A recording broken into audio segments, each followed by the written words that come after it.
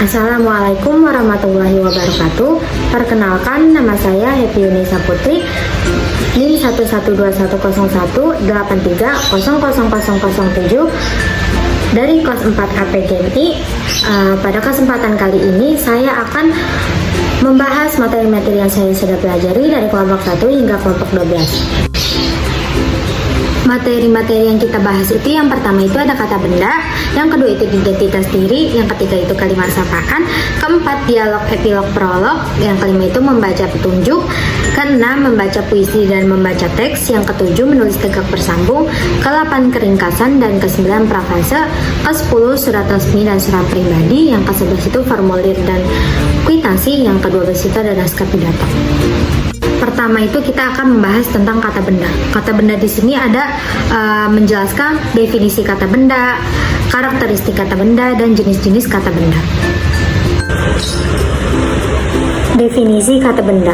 Kata benda atau nomina merupakan kata yang menyatakan segala sesuatu yang dibendakan. Kata benda bisa berupa nama seseorang, hewan, tumbuhan, tempat, dan semua hal yang dibendakan. Jenis-jenis kata benda, yang pertama itu abstrak. Abstrak, jenis benda yang wujudnya tidak ada secara fisik namun dirasakan dan disadari mengada, misalnya perasaan. Yang kedua itu ada konkret, jenis benda yang memiliki bentuk fisik seperti meja, sepatu, lemari, dan bangku. Karakteristik kata benda, yang pertama itu bentuk, yang kedua itu frasa, dan yang ketiga itu subgolongan. Kedua itu kita akan membahas tentang identitas diri. Nama diri adalah sebuah nama yang menunjukkan hakiki suatu hal yang sedang diperbincangkan namun tidak memberitahukan lebih lanjut mengenai apa itu. Pada peserta didik tingkat MISD, mereka diterapkan minimal tahu, dapat menyebutkan dan menuliskan nama mereka sendiri dan diperkenalkan kepada teman-temannya. Penulisan diawali dengan huruf kapital, contohnya itu Budi, B-nya itu depannya huruf kapital atau B besar. Aisyah, Aisyah itu A-nya, nama depannya itu kapital, A-nya besar. Ketiga ada kalimat sapaan.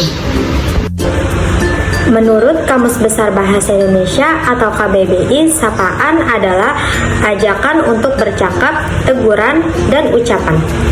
Kata atau frasa untuk saling merujuk dalam pembicaraan dan yang berbeda-beda menurut sifat hubungan di antara pembicaraan itu seperti Anda, Ibu, Saudara.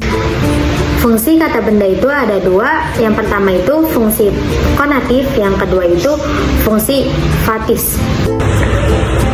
Ciri-ciri kalimat sapaan itu, yang pertama penulisan huruf awal menggunakan huruf kapital. Kedua itu sesuai situasi dan kondisi percakapan. Ketiga itu dipengaruhi oleh adat istiadat. Yang keempat itu pemilihan benda kata sapaan yang dipengaruhi oleh status. Yang keempat itu kita akan membahas dialog, prolog, dan epilog. Seperti yang kita ketahui, dialog itu adalah percakapan para pemain. Dialog memainkan perannya yang amat penting karena menjadi pengarah lakon drama. Artinya, jalan cerita drama itu diketahui oleh penonton lewat dialog para pemainnya. Prolog. Prolog merupakan pembukaan atau peristiwa pendahuluan dalam sebuah drama atau sandiwara. Epilog adalah kata penutup yang mengakhiri pementasan. Isinya biasanya berupa kesimpulan atau ajaran yang bisa diambil dari tontonan drama yang baru disajikan. Yang kelima, membaca petunjuk.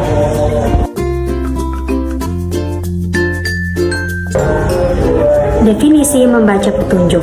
Petunjuk adalah suatu tanda untuk menunjukkan atau memberitahu. Pemakaian adalah proses. Cara atau penggunaan petunjuk. Pemakaian adalah suatu tanda untuk menunjukkan dalam penggunaan.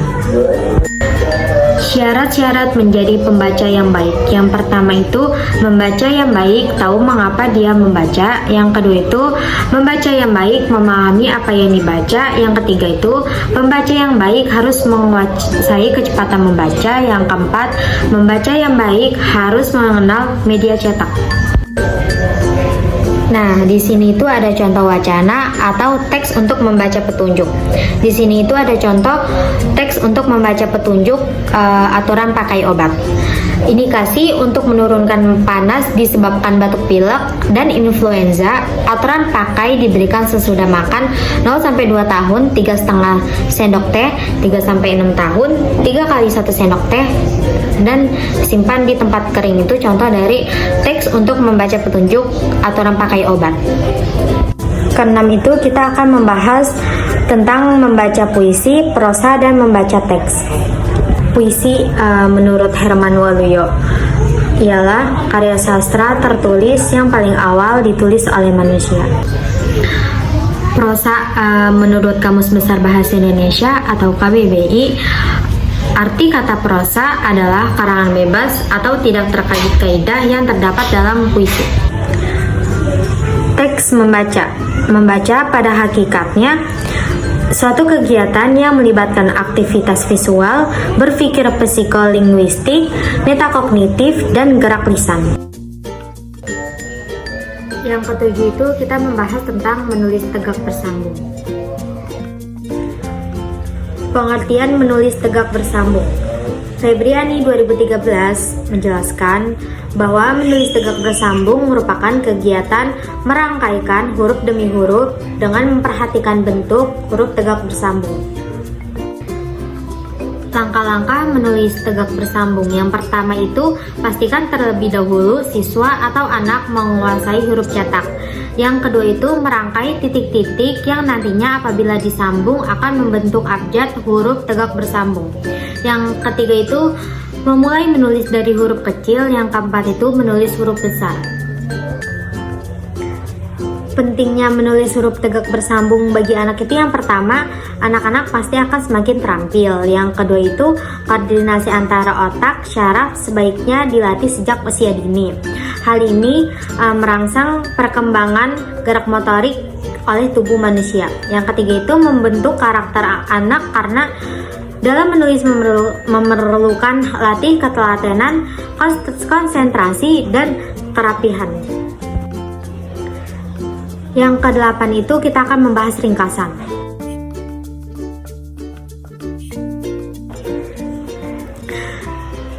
Ringkasan adalah penyajian bacaan dalam bentuk singkat dengan mempertahankan urutan isi dan sudut pandang. Dalam ringkasan, keindahan gaya bahasa, ilustrasi, serta penjelasan-penjelasan yang terperinci dihilangkan, sedangkan sari karangan dibiarkan tanpa hiasan. Langkah-langkah menyusun ringkasan itu ada 3. Yang pertama, membaca naskah terlebih dahulu. Yang kedua, mencatat gagasan utama. Yang ketiga, ketentuan tambahan. Tujuan membuat ringkasan itu untuk memahami dan mengetahui isi sebuah buku atau karangan. Maka latihan ini maksud tersebut akan membimbing dan menentukan seseorang agar dapat membaca karangan asli dan cermat, dan bagaimana harus menulis kembali dengan tepat.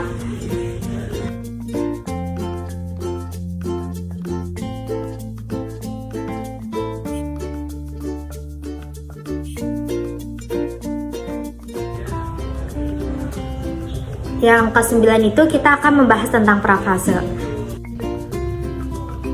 Prafase adalah suatu kegiatan memperjelas atau mengalihkan suatu bentuk ke dalam bentuk yang lain tanpa mengubah pengertian asalnya. Langkah-langkah prafase itu, yang pertama, membaca karya sastra terlebih dahulu. Yang kedua, menentukan jenis perubahan yang akan dilakukan. Dan yang ketiga itu mengungkapkan ke dalam bentuk berbeda dengan bahasa sendiri. Ciri-ciri prafase itu, yang pertama, bentuk tuturan berbeda. Yang kedua, makna tuturan sama. Yang ketiga itu substansi tidak berubah, dan yang keempat itu bahasa atau cara menyampaikannya berbeda. Tujuan parafrase itu untuk menyederhanakan pemakaian kata atau kalimat seseorang pengarang sehingga pembaca lebih mudah memahami kandungan makna yang terdapat dalam suatu cipta sastra. Yang ke-10 itu kita membahas tentang surat resmi dan surat pribadi. Yang kita ketahui, surat resmi adalah surat yang biasanya digunakan untuk kepentingan resmi baik perseorangan, instansi, maupun organisasi. Informasi dalam komunikasi resmi termasuk dalam format resmi atau baku, efektif dan jelas. Surat pribadi adalah surat yang berasal dari seseorang kepada seseorang lain atau dari seseorang kepada lembaga perusahaan. Isi surat bersifat pribadi, yaitu perkenalan, kekeluargaan, persahabatan, saran, izin, atau pesan. Tata cara menulis surat itu, yang pertama, tetapkan dulu maksud dari surat. Yang kedua itu, tetapkan urutan tentang apa yang dimaksud pada bagian surat. Yang ketiga itu, selesaikan pokok persoalan itu satu persatu secara teratur dengan maksud, ungkapan yang segar dan mudah ditangkap. Yang keempat itu, hindarkan sejauh mungkin penggunaan singkatan kata atau akronim, lebih-lebih singkatan ciptaan sendiri. Yang kelima itu, perhatikan bentuk surat, penulisan bagian-bagiannya menurut ketentuan yang berlaku. Yang keenam itu, perhatikan penulisan ejaan dan penguasaan tanda baca pada bagian surat kalirnat. Yang 11 itu kita akan membahas tentang formulir dan kwitansi. Formulir adalah selembar kertas atau lebih yang menyediakan ruangan untuk memuat catatan, informasi, atau instruksi yang akan diteruskan kepada individu, departemen, atau organisasi lain. Formulir ini berfungsi sebagai data dukung bagi setiap prosedur yang ada dan saling berkaitan antara satu formulir dengan formulir lainnya. Kwitansi merupakan suatu surat atau dokumen yang sering digunakan sebagai tanda bukti bahwa telah terjadinya transaksi penerima sejumlah uang dari penerima uang kepada penerima uang, yang telah dilengkapi dengan beberapa rincian seperti tujuan dari pembayaran atau transaksi, tempat, dan tanggal di mana terjadinya transaksi tersebut. Nah, yang terakhir itu, yang ke-12, kita akan membahas tentang naskah dan pidato. Pidato menurut James HMC adalah komunikasi gagasan dan perasaan dengan menggunakan lambang-lambang yang terlihat dan terdengar yang berasal dari pembicaraan itu. Langkah-langkah menulis pidato itu, yang pertama itu menentukan maksud, yang kedua itu menganalisis pendengar dan situasi, yang ketiga itu memilih dan menyempitkan, yang keempat itu mengumpulkan bahan, yang kelima itu membuat kerangka uraian. Tujuan pidato itu, pidato menurut tujuan dibagi menjadi 4, yaitu pidato informatif, pidato argumentatif, pidato persuasif, dan pidato rekreatif. Segitu saja pembahasan dari saya. Terima kasih. Wassalamualaikum warahmatullahi wabarakatuh.